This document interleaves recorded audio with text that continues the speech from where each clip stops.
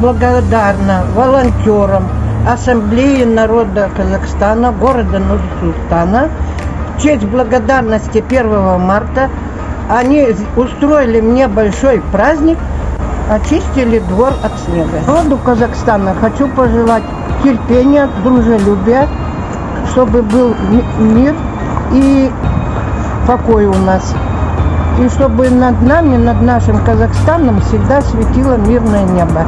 Будьте все здоровы, счастливы, всем благополучия, и чтобы все было у нас хорошо, тихо и мирно.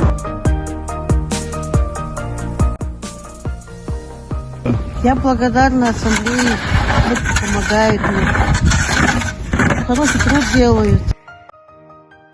Благодарю молодежь нашу за помощь мне, как пенсионерке.